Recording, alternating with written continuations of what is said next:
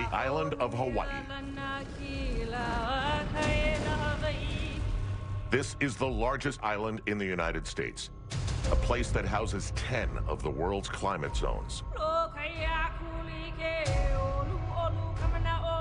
Hawaii, the Big Island, is the realm of the gods and goddesses, whose exploits are enshrined in song and endure forever in the wind, the waves, and the sky.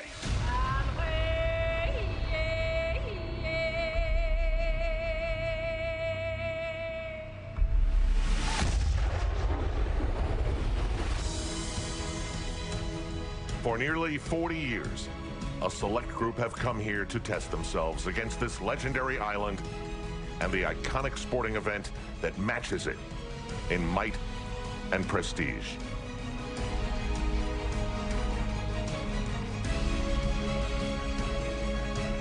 This ultimate challenge pushes the mind, body, and spirit to limits you have never known. But if one succeeds here and finishes, it will be remembered forever.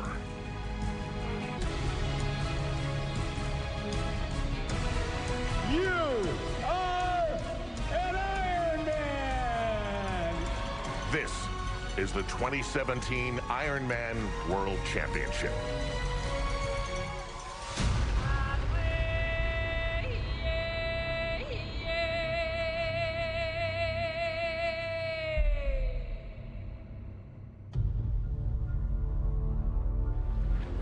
On the second weekend of October, on the island of Hawaii, Kailua Kona rises long before sunrise.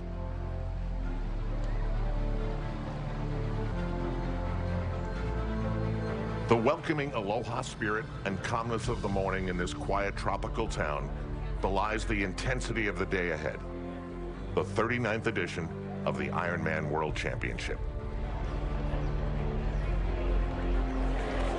Go right there, get your numbers. Number? 107. Just over 2,500 athletes gather, 93 professionals, the rest age groupers, each one having earned a spot at one of 44 qualifying races around the globe.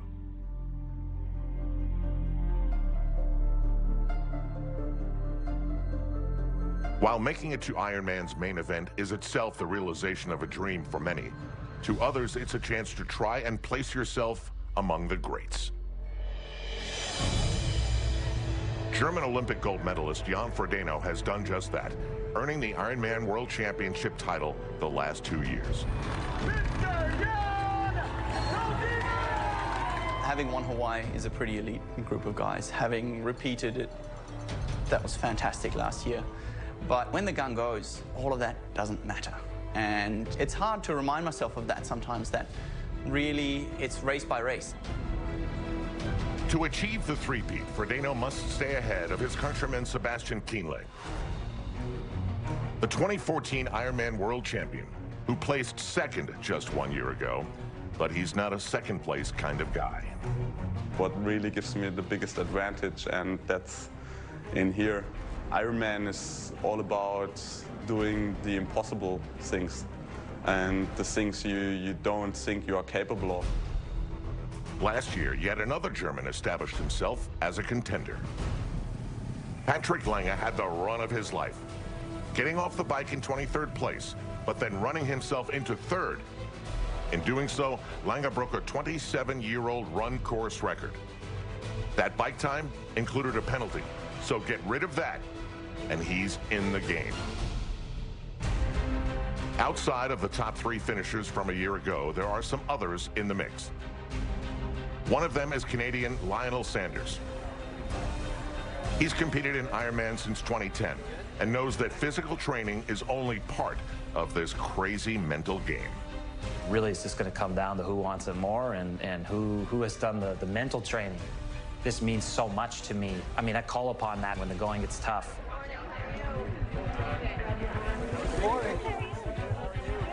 On the women's side, Swiss triathlete Daniela Rief has been thoroughly dominant since her Ironman debut in 2014. Having won back-to-back Ironman World Championships in 2015, And 2016, another victory this year will cement her legacy as one of the greatest triathletes of all time.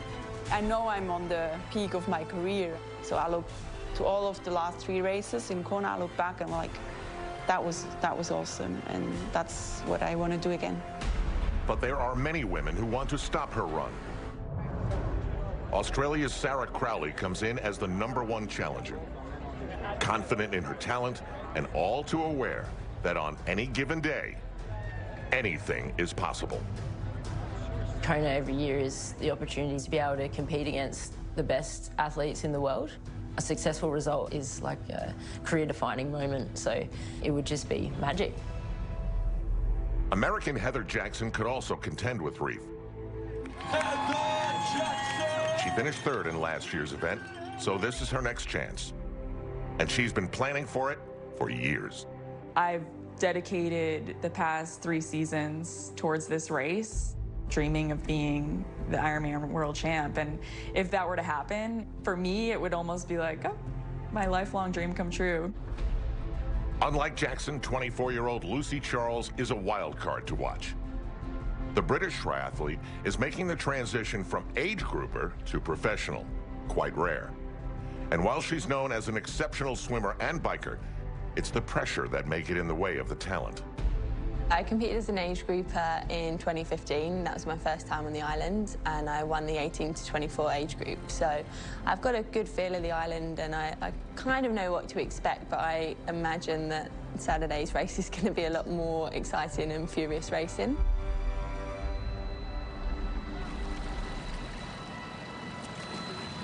This is the 2017 Ironman World Championship, 39th edition of the greatest race on earth. As the sun makes its way over the horizon, 93 elite professional athletes and 2,400 others approach the waterline. All of them have one thing in common: nerves. The anticipation before the start can be a unique form of agony. Race morning is a stressful experience. I get nervous. I try and get as much positive thinking going in my head as I possibly can. Everybody's watching, and if your head's not on straight, then, you know, little things can turn into big things. That is probably the scariest part of the day, walking up to the steps, down into the water. Literally, I find myself like hyperventilating a little bit. 6:34 a.m. 1 minute before start time, thousands of onlookers gather to witness the moment. Their eyes locked onto the first wave of athletes. 55 pro men, all of whom have what it takes to make this a race to remember. This is the World Championship.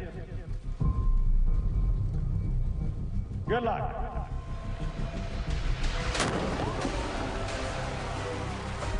With the boom of the cannon, the Ironman World Championship is underway. There they go, your men professionals.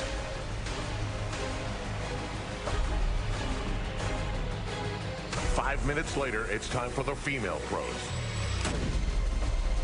2017 women professionals on their way.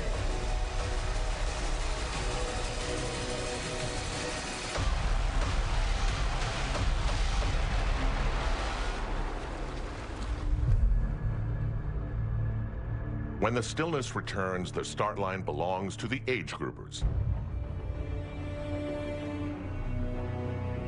The heart and soul of any Ironman, these thousands of men and women, aged 18 to 84, will all need to undertake the 2.4-mile swim, 112-mile bike, and a full marathon, while withstanding the legendary island conditions.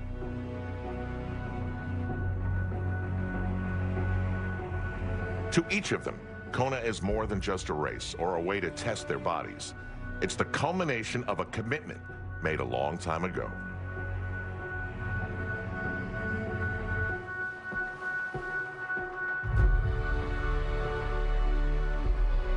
There are countless reasons why they push themselves to the limits and beyond.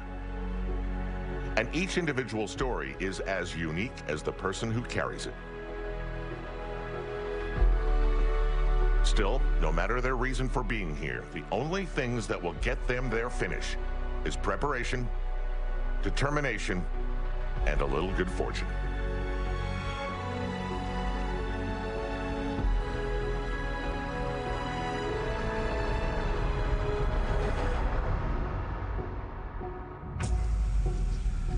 We've got 30 seconds.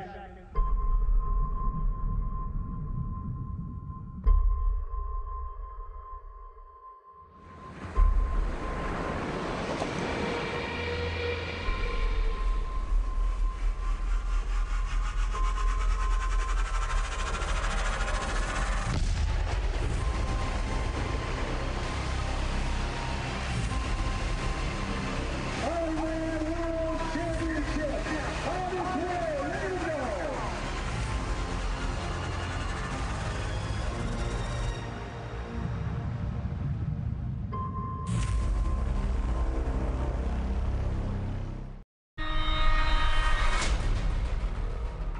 The island of Hawaii.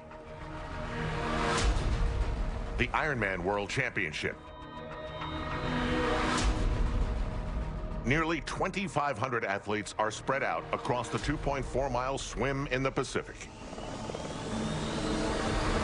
Using his talent in the water, Kona rookie Josh Amberger creates separation from the established contenders. He opens a lead over the chase group, which includes two-time Ironman World Champion Jan Frodeno and 16 other professional men who all want to be in play. For the women, two pros have pulled ahead. One a rookie in Great Britain's Lucy Charles, and the other an all-American swimmer in Lauren Brandon. The two women are creating some distance from their main competition. Back-to-back Ironman World Champion Daniela Ryf.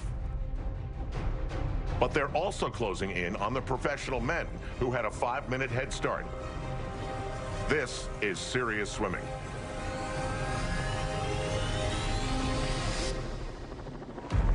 Up ahead at the pier, Josh Amberger approaches the swim exit with a 1.5-minute lead.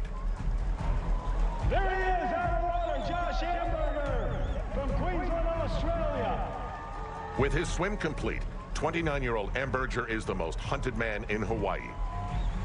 And while this is his first Ironman World Championship, he knows his Ironman history. I'm here to respect the race and respect the history here, but at the same time, I'm not trying to let it intimidate me in any way. Amberger is pressing early to create as much a separation as possible over the rest of the field. It's the only thing he can do. There he goes out on the bike, up Palani.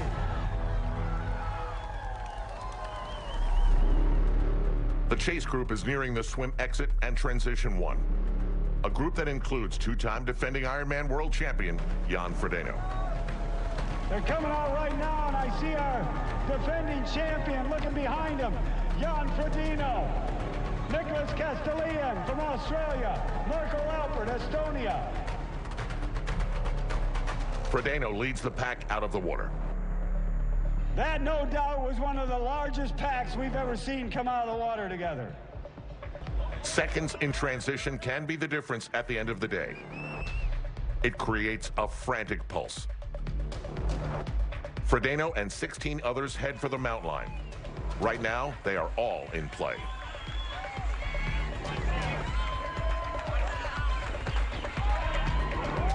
The pursuit of Amberger is on. Frodeno, the returning champion, the man to beat, and the one most competitors are keen on. Right now, he's in a good position, down only 1.5 minutes to a rookie. But Josh Amberger isn't acting like this is his first time in Kona. He is going to enjoy this as long as he can.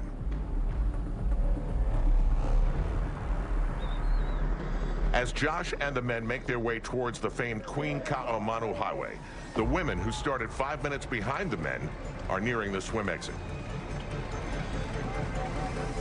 The UK's Lucy Charles and American Lauren Brandon have caught up to the back end of the professional men. where they find Canadian Lionel Sanders, along with 2014 Ironman World Champion, Sebastian Kienle. They exit the Roca swim course 6 minutes behind the lead man, and only a few strokes in front of Lucy Charles, who pulled ahead of Lauren Brandon. Lucy Charles was first out of the women. Lauren Brandon. Heading out on the bike and beginning the 112-mile-long journey, Charles and Brandon have created a 4-minute lead over Daniela Reef.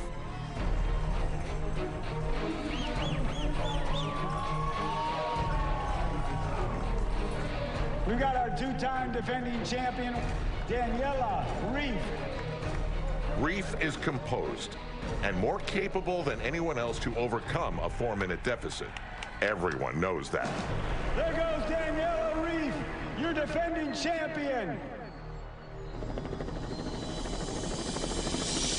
Josh Amberger settles into the bike ride on the Queen Kahumanu Highway.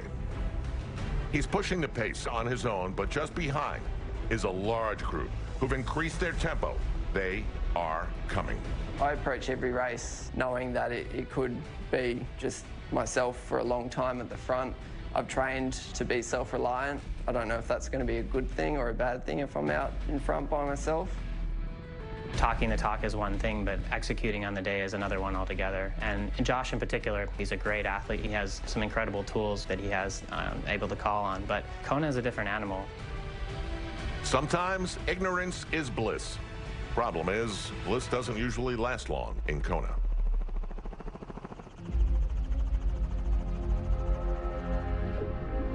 As the front of the race heats up on the Queen Kahumanu Highway, there are still over 2,400 age group athletes in the water of Kailua Bay.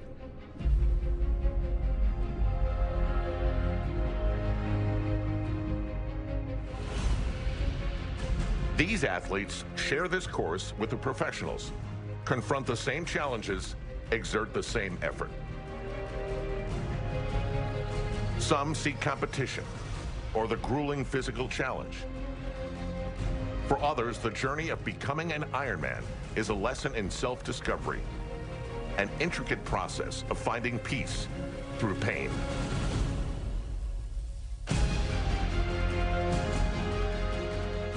It is a prescription no doctor can write. That's something Marine Corps veteran Sergeant Mike Ergo can attest to. Ergo found this sport after serving 2 tours in Iraq, and it may have played a hand in saving his life. Driving into the city in armored vehicles, seeing tracer fire overhead, hearing gunfire, shouting, not knowing which direction is coming from or who's shooting at who. And that was Fallujah. The war got real less than a full month into it, and that was from an IED. My best friend, Todd Godwin, was blown up, killed almost instantly. And throughout the city of Fallujah, throughout the month, we had a lot of people killed, and just each day, sometimes we'd be hearing, so-and-so was killed, so-and-so was killed. It was very scary. He was in the infantry, and, I knew he was on the front lines. I would religiously read the New York Times every day and, look at the list of names of the dead and just pray that he wasn't on them.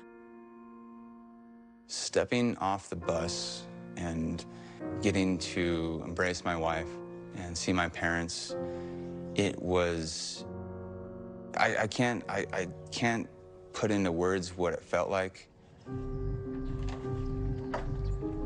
I knew he was not going to be the same person, so I tried to kind of prepare myself for that, just reading up on PTSD and that kind of stuff. The rest of the old squad. Eventually, we had the memorial service for everybody we lost. 20-something guys. Remembering those guys, remembering the time I had spent with them in the barracks, the fun times we'd had out in town, the training we'd done together, and just knowing that they were no more, they were gone. I felt numbness, anger, sadness and despair. It was hard for me to look the other parents in the eye, constantly having thoughts of they probably hate me because I came back and their son didn't. That's when things started to go downhill quite a bit. It just got worse and worse and worse. You know, he was drinking during the day. You know, we were definitely growing apart. At a certain point, my wife told me, look, you have to choose between the drinking or me. I stopped that day, and that was July 11th of 2012. I found purpose first through getting therapy, and eventually I noticed that when I started working out again and getting back in shape and getting back into running, I felt good. When he started doing like triathlons and training for them, I saw a passion for something in life like reawaken in him. I think endurance sports is almost the perfect prescription for PTSD. Being able to put your body through stress and overcoming that, allowing yourself to be there and letting that anxiety and stress fade away actually builds resilience. He could train and he could do these things and he could do it in the names of all of his friends that he lost. It really gave him a purpose in life. Semper Fi, Mike Ergo. Hawaii, the Big Island. The Ironman World Championship. It's no secret this island's beauty and majesty masks a frightening natural intensity. Across almost 4 decades of Ironman, many a supreme athlete have succumbed to its might.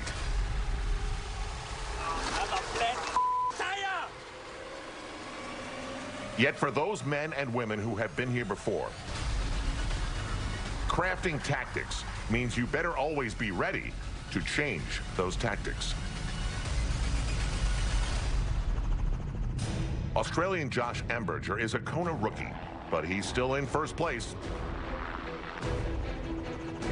His lead may be temporary, with 2-time Ironman world champion Jan Frodeno lurking. The history of the race has proven that many times that people who get ahead of themselves, 20+ minutes, lead off the bike, and they still don't manage to win. So it's a brutal race that way, and I think one of the biggest mistakes would be to think too early that you've got this in the bag. Frodeno leads the pack of pursuers who know that while Amberger may be in the lead, it's Frodeno who needs to be watched. 2-time Ironman world champion, doesn't have a weakness. So how do you beat a guy who doesn't have a weakness? You have to take your biking and running to complete world-class levels. 2 other men keeping a close eye on Frodeno are countryman Patrick Lange, who earned a record-breaking run for 3rd place a year ago, and Sebastian Kienle, the 2014 world champion, who is regarded as the single greatest threat to Frodeno's shot at a three-peat. I think I can beat Jan, but I have to have an absolutely perfect day. If I'm able to do that, I'm gonna give him at least a very, very hard time, and I'm gonna make him earn that victory, that's for sure. For the women, Britain's Lucy Charles is still pushing the pace, with American Lauren Brandon just seconds behind.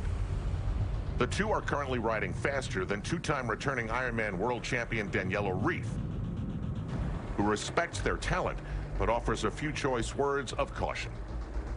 There's always a lot of girls who have a chance. Lucy is a fast girl. I raced her in Gran Canaria, and yeah, she bet me there, so I know she's strong. But if you go too fast, it can really hurt you as well. As Charles and Brandon apply pressure from the front, there are a few women behind Ryf who seek a share of that spotlight. Australian Sarah Crowley trails Ryf, but isn't backing down to the champ or anyone else.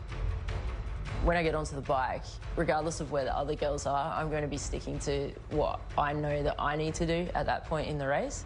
Things change very quickly in Hawaii, and I think you can get carried away at the start of this race so easily. American Heather Jackson was out of the water 9 minutes behind the lead. Thanks to her exceptional skills as a cyclist, she has cut into that deficit and finds herself happily in 8th.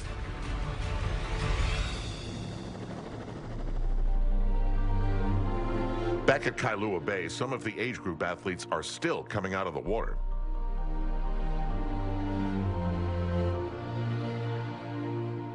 The separation between age group and professional is obvious here, and shows just how incredible the athleticism is of someone like Daniela Reef. Here, the obstacles are infinite. No one's experience is the same, and some have greater hurdles to overcome than others. The start of 112 miles.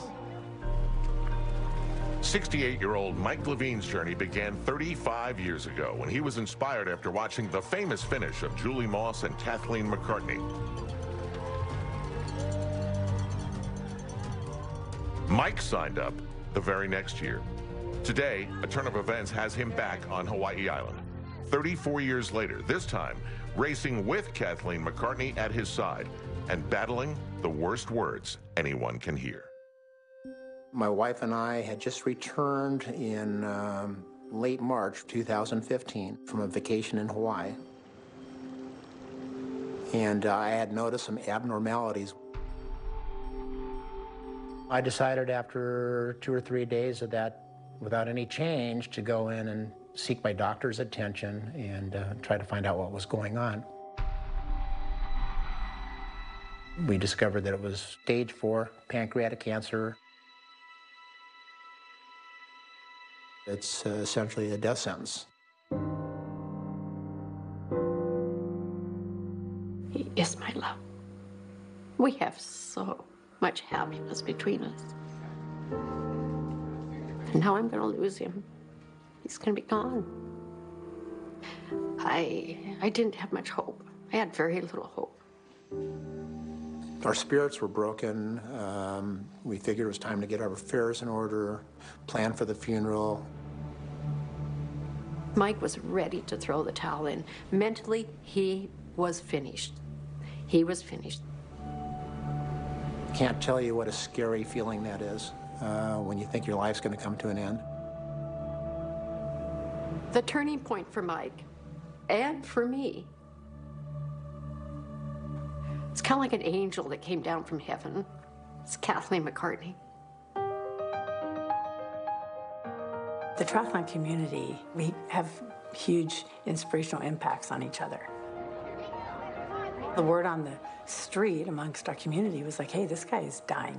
You know, he has pancreatic cancer. He's one of our fellow triathletes, which we will do anything for.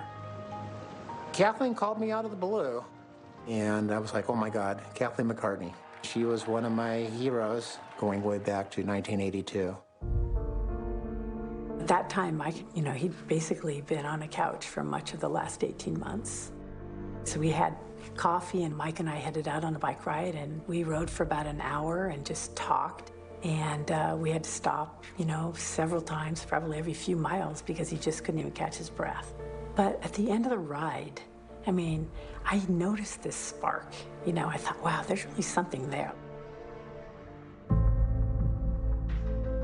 When he came in, he was sick. I mean, he was on opioids. It was quite a struggle just to get him into the treatment center. But the guy he's tough. We started riding every week and meeting, and he was getting stronger and stronger, and like we'd go faster and farther, and he began to like come alive again. She opened that door and she started taking him out, and she had his back. So one day we were out for a ride. I'd say it was in late March, and I was just half joking. I said, hey, maybe I ought to think about doing Ironman again. And she said, Mike, I think you could do it. 1 year removed, and here he is today. Doing Ironman to me is a celebration of life. I didn't want to plan a funeral. I decided I want to live, and I wanted to do Ironman. To me, that's life. The vast breadth of Hawaii's landscape is endless. The ultimate sports destination. This place is epic. So it's fitting that this majestic landscape serve as a venue for one of the greatest and most demanding athletic days on Earth. Along with the heat and humidity, the island's winds can reach 60 miles an hour or more. So far today, the heat and humidity is present, but the winds are unusually calm. The professional men were led by rookie Josh Amberger. But as they head toward the turnaround and the village of Hawaii, the leaders of the pack chasing him made up a 6-minute deficit, and they passed the Australian champion in a blur. Canadian Lionel Sanders, German Sebastian Kienle, and former Olympic rower and World Tour cyclist Cameron Wurf now collectively set the pace. The three men are using their ability on the bike to break away from the chase pack. It's a tactic that has worked in the past and forced defending champ Jan Frodeno and Patrick Lange into a crucial decision: try to catch them or save their energy for the run.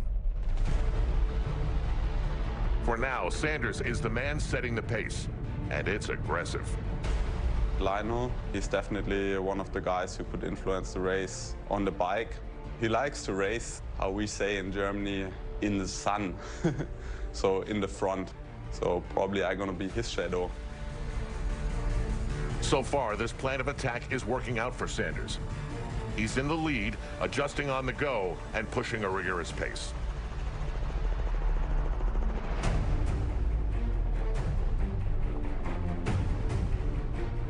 For the women, Brit Lucy Charles is still leading, trailed closely by American Lauren Brandon. The two women swam the 2.4 miles together, and now they're surging together on the bike. Right behind them is none other than defending champion Daniela Ryf. Though she came out of the water in 8th place, she's used the front women as motivation to launch into 3rd.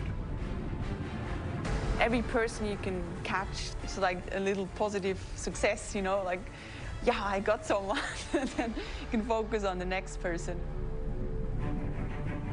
Equally as confident as Ryf is the woman right behind her, Sarah Crowley, who's not shying away from what she needs to do for a world title. There's a lot of girls in the race that can take it to Daniela. She's a human like we all are. But race day is race day, and everyone has to focus on their own race. Rounding out the contenders is American Heather Jackson. That she's pacing with the leaders is impressive. She lost 9 minutes in the swim, but thanks to her exceptional skills as a cyclist, she's now in 6th. On the men's side, Canadian Lionel Sanders is approaching the turnaround in Hawaii. This is his 3rd attempt to win Kona, and so far his plan looks sound, and now he can see his competition. Sebastian Kienle is right there, along with American Tim O'Donnell and Australian Cameron Wurf. Each knows that this moment, this marker, is important.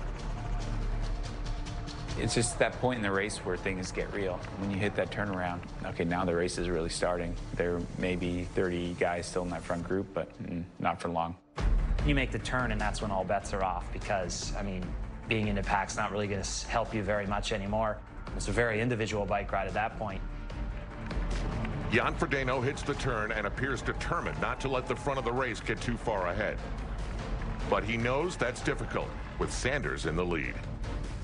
Lionel Sanders is probably the guy who has vowed many times not to be in the pack. And he's made no secret of wanting to attack down Harvey. So he's obviously found that spot for himself as well. Just after the turn, Cameron Wurf forces the issue, jumping into the front position ahead of Sanders. His surge is expected. Wurf is a former pro cyclist whose goal is to open up a huge lead to break the will of those chasing him. As the best cyclist tries to gain an advantage, the strongest runner in the field is falling behind. With 52 miles to go on the bike, Patrick Lange is down over 2 minutes. His Kona dreams may disappear if he doesn't change the situation.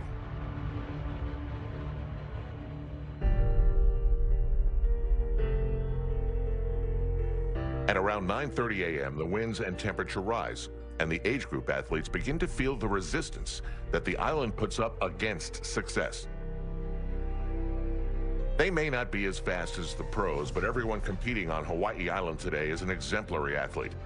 And their backgrounds and stories of how they got here are as diverse as the landscape that surrounds them.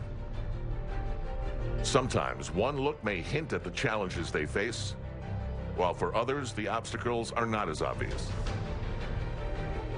Marine Mike Ergo fought in the deadliest battle of the Iraqi War. He's doing this to inspire veterans with PTSD that it can be overcome. For Mike Levine, it's the sense of the community that pushes him forward and provides hope. Just 1 year ago, he was resigned to death. Today, he's doing this. I never thought a year ago that Kathleen McCartney, the 1982 world champion, would become my confidant, my mentor. She was so inspirational, saying, Mike, you can fight, you can live, you can still have a good life. But first and foremost, I have to give all the credit to my primary caretaker, the love of my life, my beautiful wife, Jan. She's been by my side from day one. I thought I was a strong person at one time, but without her support, I wouldn't be here right now. Right here at the Ironman World Championship. Back on the island of Hawaii, the 2017 Ironman World Championship rages on. The strongest cyclists in the professional men's field are where they should be, leading the charge, trying to put as much distance between themselves and the exceptional runners who trail behind. It's the old where and how do you make your play. The leader is Australian Cameron Wurf, using his impressive skills on the bike to the max. He's destroying the Ventum bike course, on pace to shatter the course record. Wurf is trailed by Canadian Lionel Sanders and 2014 Ironman World Champion Sebastian Kienle. Two men who are quite familiar with this race and this island. When it comes to tactic, you could make a lot of plans.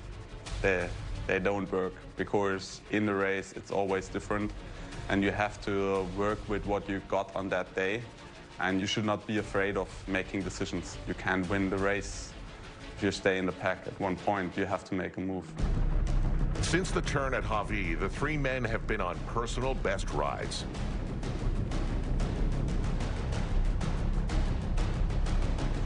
Trailing the action by 2 minutes is Olympic gold medalist and back-to-back Ironman world champion Jan Frodeno. Frodeno is an extraordinary athlete who is capable of making up that deficit on the run if he hasn't cooked himself on the bike. Trailing by almost 10 minutes now is last year's third-place finisher Patrick Lange. In order to catch the front of the race, the best runner in the field will have to dig deeper than he had hoped. 3 to 5 minutes behind the leader, for me, would be a good situation. I'm judged by the positions. So I definitely want to end up again on the podium, and that's what the people expect. For him to do that, Lange will have to make up 10 minutes now, significantly more than the 3 to 5 he's comfortable with.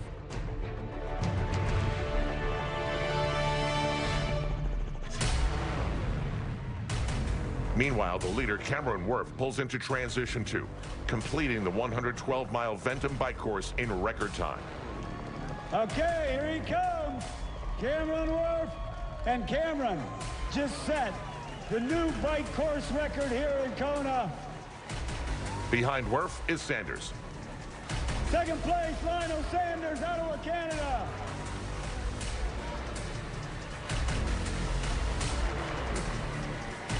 And 30 seconds behind him is Sebastian Kienle. Cameron Wurf heading out on the run.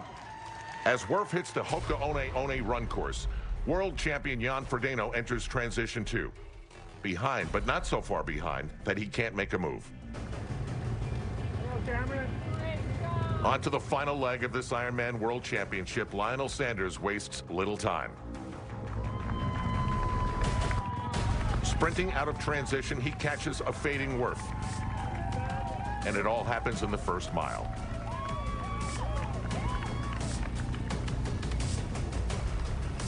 Sebastian Kienle has won here before, so he's aware he cannot let Sanders get too far ahead. Kienle is riding the line and hoping Sanders went out too fast and too early. For the last 2 years, Jan Frodeno has laid his claim on this race. This is where world champions are made. All eyes are now on him as he makes his push for a three-peat. Off the bike, Patrick Lange, who owns a run course record here. Fellow German Patrick Lange is 10 minutes and 34 seconds behind the leader, which would seem like he's out of it. But he's got record-breaking abilities in the run if he still has the strength to tap into it. Next up, the professional women. Switzerland's Daniela Ryf has found a new gear. After the turn in Hawaii, Ryf let her bike loose and closes the gap on Lauren Brandon and Lucy Charles. Ryf is well aware of what she needs to do and when and where she needs to push it. My tactic the last few years were quite similar. Of course, you want to try to, make a move on the bike. It's always a nice thing if you can enter transition as the first person. The time is now. Ryf overtakes Lauren Brandon. And as she scans ahead, she has her sights set on the leader, Lucy Charles. My plan is really just to ride my own race. I've done 2 Ironmans this year, so that seemed to pan out pretty well riding like that. I expect Daniela to come past at some stage, and depending on how I'm feeling at that stage will depend how I react. At one point on the bike, Ryf was down 5.5 minutes to Charles. Now, as Charles expected, Ryf catches her and can't help but manage a smile as she cycles by. Okay, there she is. Ryf completes the bike in a time of 4 hours, 53 minutes, 10 seconds. Within a minute of her time from a year ago, which launches her into first place. 24-year-old Lucy Charles. Charles rolls into transition 2, 54 seconds behind Ryf. While the time doesn't seem that far back, to catch the champion, Charles will need to post the fastest marathon of her life, a time in the sub-3-hour range. The challenge? Daunting, but the kind of thing this race demands.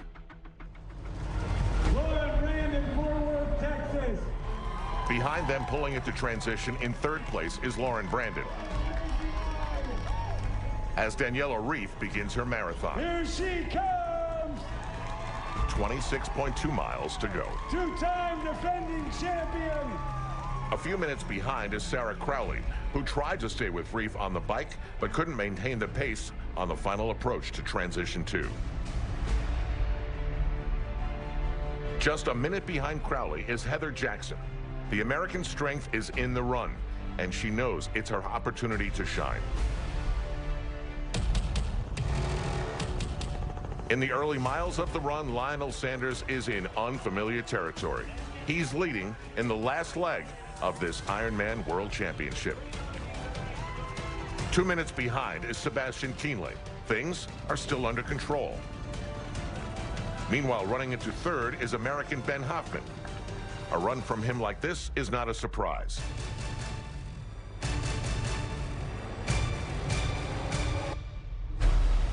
But this is. Only 2 miles into the marathon, and back-to-back world champion Jan Frodeno appears to be in pain and has stopped running. While he doesn't appear ready to give up, he is rapidly losing time and distance to the men in front. It's devastating.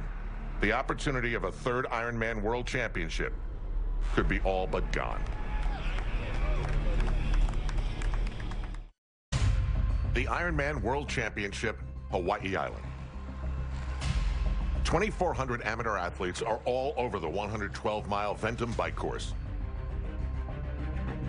In front of them, 93 professionals speed their way through the final leg of the triathlon, the run.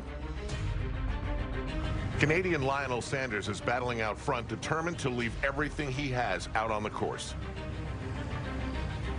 His effort has given him a 2-minute lead over German Sebastian Kienle. who is unsurprised seeing Sanders in first place. I think this year Lionel improved a lot. He's capable of winning this race one day. I don't feel any pressure. I've come here to race. I've come here to go toe-to-toe with these best guys, and I'm very, very, very mentally prepared to go home in a stretcher, absolutely. Sanders' passion and determination is readily apparent, but will his body cooperate? Meanwhile, just behind Kienle is American Ben Hoffman. He's had success on this island with a second-place finish in 2014. So he's well aware of what is needed in the final stretch of the marathon if he is to reach the podium. Hoffman is currently 7 minutes behind the leader, Sanders, yet his great concern shouldn't be what's ahead. It's who's coming up fast from behind that should worry him. Launching from 11th off the bike and into 4th place is Patrick Lange, whose form appears to be strong. He's outpacing the men in front of him and quickly is closing the gap. The 31-year-old German hopes his prior experiences here on the island of Hawaii will prove the difference in making up the time deficit. As Lange approaches the toughest part of the run, the heat and humidity of what people call the energy lab, he passes Ben Hoffman and moves into 3rd place, within striking distance of Sanders and Kienle. Historically, it is absolutely cruel what happens there. On the women's side, Daniela Ryf is pulling away from Lucy Charles.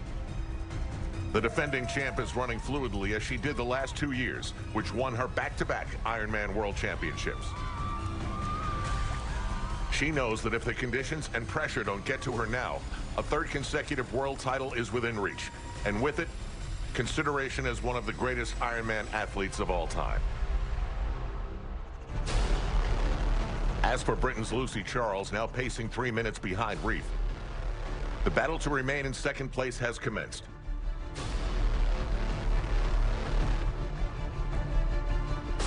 After overtaking Lauren Brandon, Heather Jackson and Aussie Sarah Crowley are in a furious battle. For Jackson, a 3rd place finish a year ago only makes her hungrier to stand atop the podium yet again in 2017. I definitely feel pressure here in Kona coming off of last year's performance, but yeah, I'm just gonna go out and execute what I know I can and kind of not think about that pressure. For now, Jackson is holding on to 3rd place and even passes back-to-back men's champ Jan Frodeno, who has stumbled in his quest for 3 in a row, yet refuses to quit.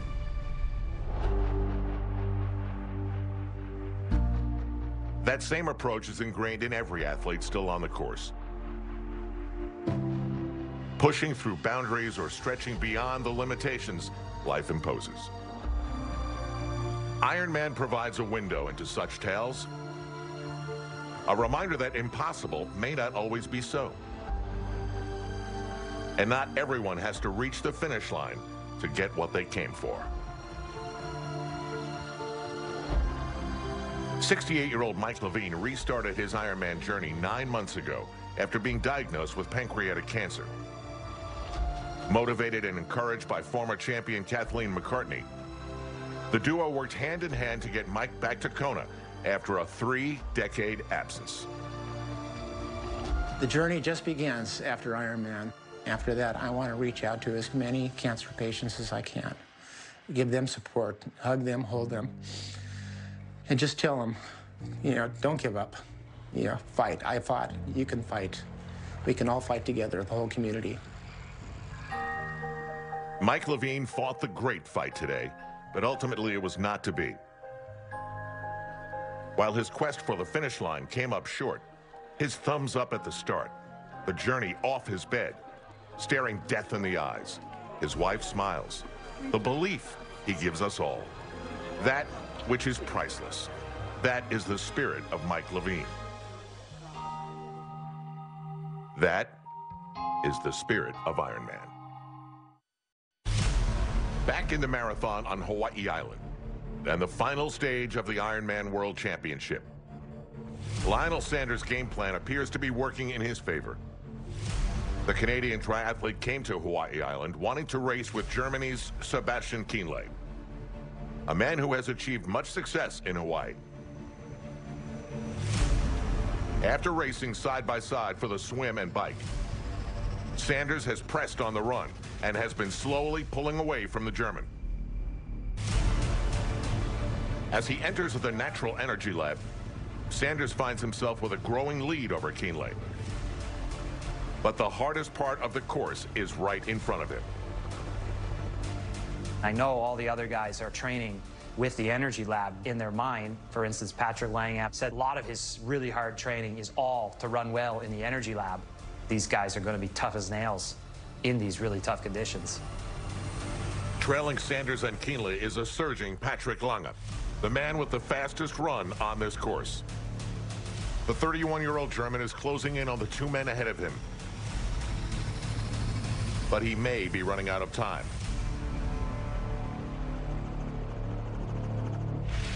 For the women, Switzerland's Daniela Rief was 8th out of the water and came off the bike with just under a minute lead over Lucy Charles. Since then, she sustained her strength and continues to expand on her lead. Charles is putting in a solid performance, but her time in second place is being challenged, with American Heather Jackson steadily gaining on her.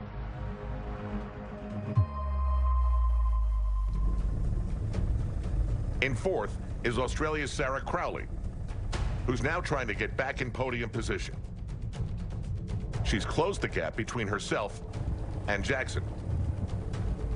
As Crowley makes her move past the American, will Jackson seed 3rd without a fight, or will she make one final push?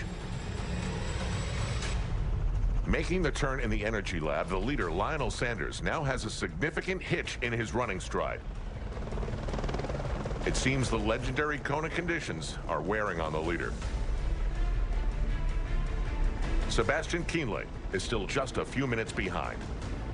And even more concerning to both Sanders and Kienle should be Patrick Lange, who looks as though he just started the marathon as opposed to being near its finish. Patrick's a guy who could be a runaway. He's legit, and he'll be here for the next, 5-6 years, so it's only going to get better. The final 6 miles come with 134 behind you. On this road back to town and the finish line on Ali'i Drive, dreams have been crushed. And for the leader, Lionel Sanders, his dream seems on the verge of becoming a nightmare.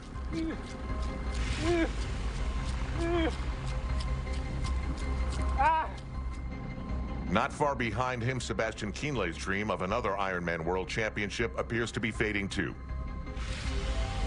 Losing time out of the energy lab, Kienle is seeing the now second-place position run past him in a flash. Patrick Lange is picking up his pace, while the rest of the field holds on for dear life. It's coming down to time, distance, and what's in your soul.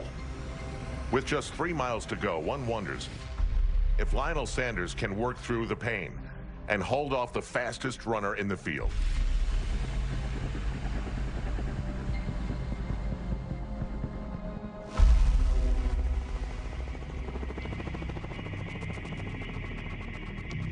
The physical and mental challenge of the day can wear the body down so much so, it can lose control at the worst possible time. That's something 51-year-old former professional triathlete Shawn Welch can relate to.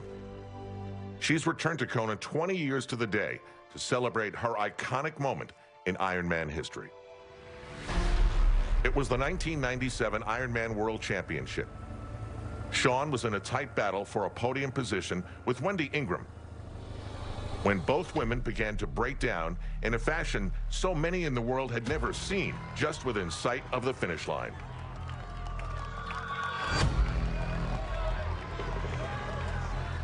I really had no choice. I could not stay on my legs. Every time I'd get up, I would fall down. It was excruciating pain. It felt like someone had taken a baseball bat to my legs. I tried to run by her, and then as she was falling backwards, she fell into me, and then I tipped over. I'm trying to get up. I can see the finish line, and I'm like, crawl. And I just looked at her and I thought, that is a great idea.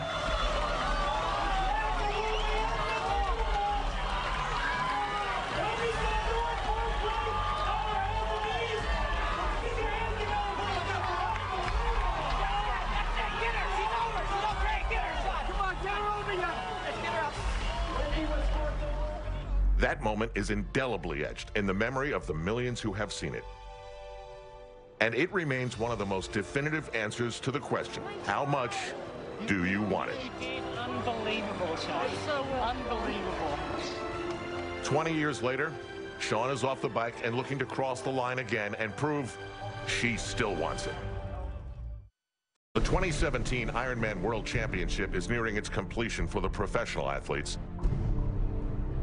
For 23 miles of the marathon, Lionel Sanders has been pushing his body to the limit. You can hear how much he wants this. But simply wanting something doesn't beat someone else wanting it too. Down 10 minutes off the bike, Patrick Lange has been flying through the run course.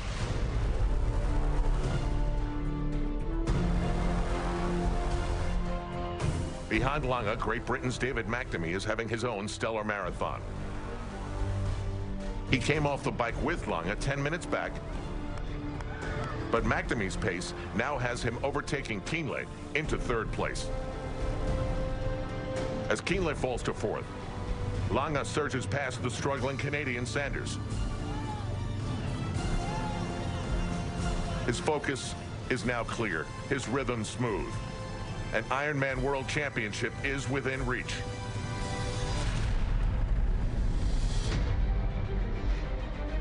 Back in the women's professional race, Daniela Ryf is showcasing her all-around strengths. Out of the water in 8th place, she put in the fastest bike on the day and has been unchallenged on the run. An incredible third world title in a row seems inevitable. Question now becomes, who will place behind her? The difference between 2nd and 4th place is only 2 minutes. Currently, Lucy Charles is holding on to 2nd. But Sarah Crowley is closing in after finally pushing ahead of Heather Jackson.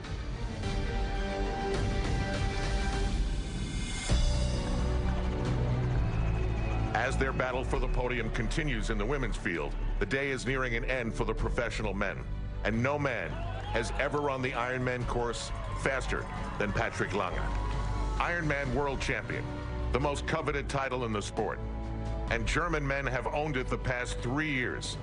Kienle in 2014, Frodeno in 15 and 16. Now make it 4 consecutive German wins, but none faster than this.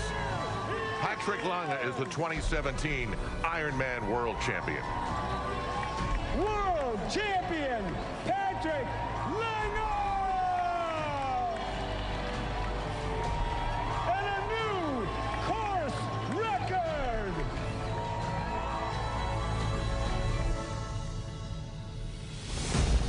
In his 3rd attempt at this race, Canadian Lionel Sanders nearly pulled it off today. Yet he'll settle for a hard-earned 2nd place. Let's welcome from Windsor, Canada, Lionel Sanders!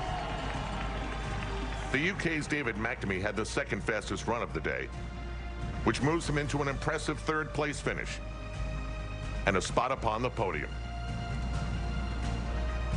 Sebastian Kienle fought to the end, leaving it all on the course. He claims the 4th slot.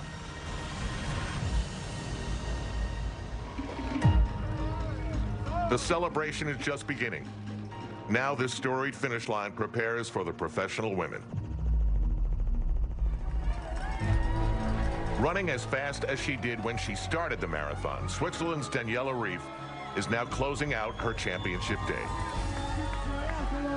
Ryf heads up Ali'i Drive in 1st, a familiar sight to Ironman fans. Great remains great. Warriors bringing Daniela home! clearly overwhelmed, she achieves the extraordinary. 3 straight Ironman World Championships. The 2017 Ironman World Champion is Daniela Reed.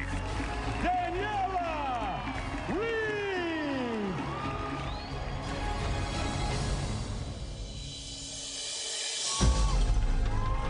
In her first World Championship as a professional, Lucy Charles takes second place. Lucy Charles! The 24-year-old Brit is surprised and overjoyed by her remarkable finish.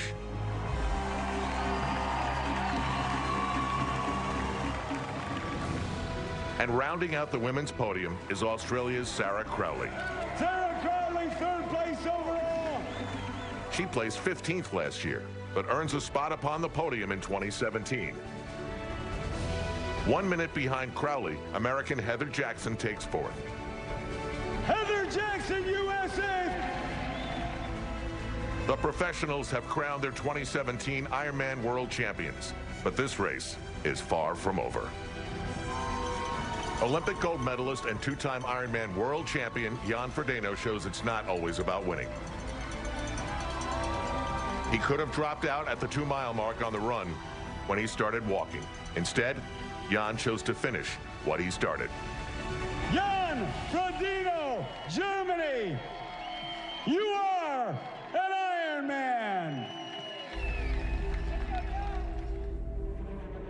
There are still over 2,400 athletes out on the course, fighting to make it across the finish line. All of them hoping to hear their name as they cross.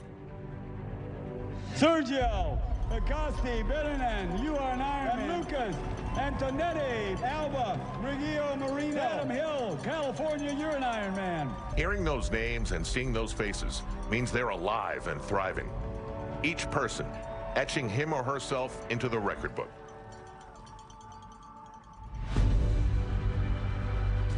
For veteran Mike Ergo, names have another meaning. He carries 29 of them on his back, from Iraq towards the finish line.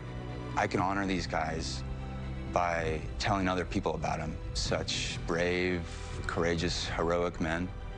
And for their families, too, to let them know that their sons, their husbands, their loved ones are still alive in our hearts and our memories. And so that helps me find strength within myself to keep going. Hey, you little ones. Doing great. You look good. Love you guys so much. Love you. All right, Mike. Only the run left. Mike is on to the run, moving into the final chapter of the day. And Sean Welch, pushing on, hoping to get back to the finish line and celebrate here.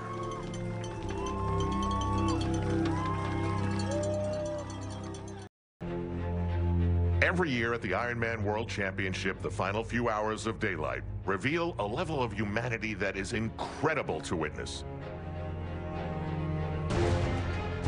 The professionals have long finished their race. This time of day belongs to everyone else.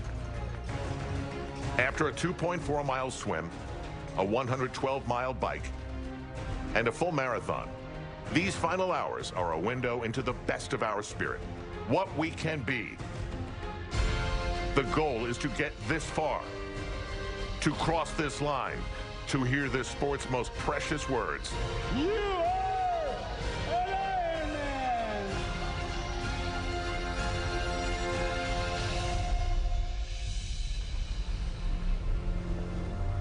As the sun slips toward the horizon, many names are in jeopardy of never being heard. To finish, to become an Ironman, these men and women must look inward, embracing the reasons that brought them here. Most of these athletes started the day racing against others in their age group. Now they're racing against the clock. They all must finish within 17 hours. Not a single second more.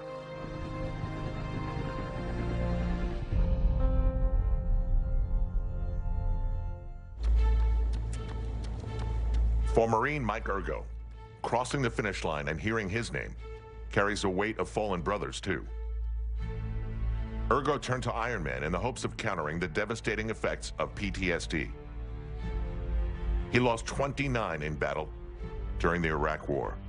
He carries all of their names and their families' memories on his back. To finish Ironman here in Kona means quite a bit to all my friends who are still living, in the sense that nothing is too hard to overcome, and that facing your deepest fears head on is the only way to do it. I think I'm unstoppable now, and nothing's gonna stop me from crossing that finish line. PTSD almost cost Mike his family and his life. Tonight, right now, he's taking it all back. Mike Ergo, United States Marine, battling for his fallen comrades. If I can be an example of that, that anyone, any of these guys can do it. Any of these families can face this. Mike Ergo, you are an Ironman.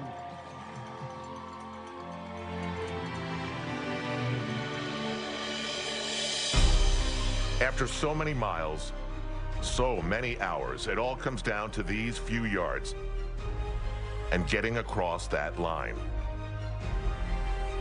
In 1997, Shawn Welch was racing as a professional and looking for an Ironman World Championship. Her collapse and recovering crawl was broadcast around the world. Determination in this sport is key. If you give up, you never know what that day would have brought. 20 years ago, she came crawling to the finish line. Shawn Welch, you are an Ironman. What a difference 20 years makes. As the clock ticks toward the 17th hour, the finish line transforms into a celebration. They came from 66 different countries around the world. Firefighters, doctors, bankers, architects, young and old. You're an Ironman, Raymond. Sigrid Antonuik, you did it. Ursula, Michael Day, amazing, yes sir. Erica, Chris, you are an Ironman. Paul Basiri, Tricia, Delamora, Adrian Ho, Andrew Jameson. Each of them comes with a story.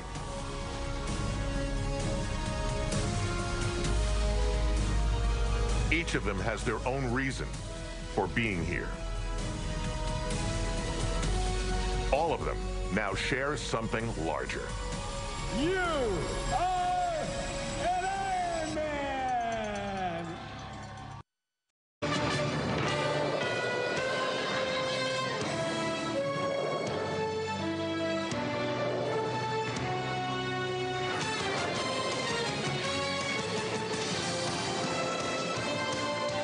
NBC Sports is proud to bring you the Toyota U.S. Snowboarding Grand Prix from Copper Mountain, Colorado. Alongside snowboarding icon Todd Richards, I am Todd Harris. Glad to have you with us on a picture-perfect day high atop the Rocky Mountains. Beautiful conditions, the pipe is in perfect shape, and all the heavy hitters are here, including two-time Olympic gold medalist Shaun White. Olympic gold medalist Kelly Clark also ready to compete as the qualifying process gets underway, and young wunderkid Chloe Kim also set to make her first Olympic team.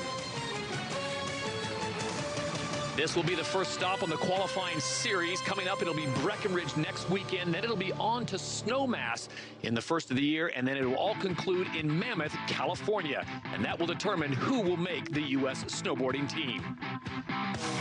Right now, let's check in with the third member of our team. Here is Tina Dixon. Thanks, Todd. Well, I caught up with Shaun White earlier, and I tell you what, he is the most focused I have ever seen him, and that's saying a lot because I've seen him at several Olympic Games. Now, he is in really good spirit, and even joked around about the crash he had a few months ago in New Zealand where he hit his face up against the wall of the pipe.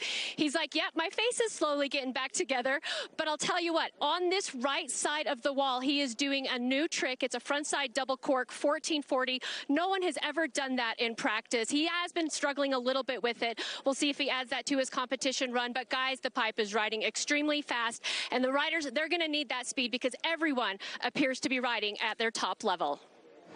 Thank you, Tina. It'll be Danny Davis, the 29-year-old from Truckee, California, that will have the honors of dropping in first in a very talented field, Todd. He is a one-time Olympian, competed in Russia where he finished in 10th place, but this guy is the master of style and fluidity. He really is the last bastion of just absolutely bringing incredible style to snowboarding. He is the one that all the riders stop and they want to watch just because he's very unpredictable, and his runs can be some of the most technical runs that can be thrown down. Here we go, Danny Davis starting his run off now. Danny, you know, I would say in Sochi he had kind of a bad showing because of the pipe more than anything else. It had nothing to do with the way Danny was riding. And, you know, if this is any indication, Danny Davis looking very strong coming off on this first run. There's a setup into a very technical switch McTwist. Now that's basically the equivalent of a mirror image of another trick. He's doing that opposite footed. Now, incredibly difficult move to put that down the bottom of the pipe and end your run with that. Great exclamation point. As you mentioned, the pipe in Sochi had that big kink that ran right down the middle, almost like a channel that they had to hop over. Not the case here at Copper. Not at all. Danny Davis looking very clean, getting this run off with a bang, that huge double cork, comboing that into the second one. You see there, gets that grab, follows his rotation nice and clean all the way around, no waving of the arms, and then really ending this run off with a perfect combination of technical moves. Look at the size of that front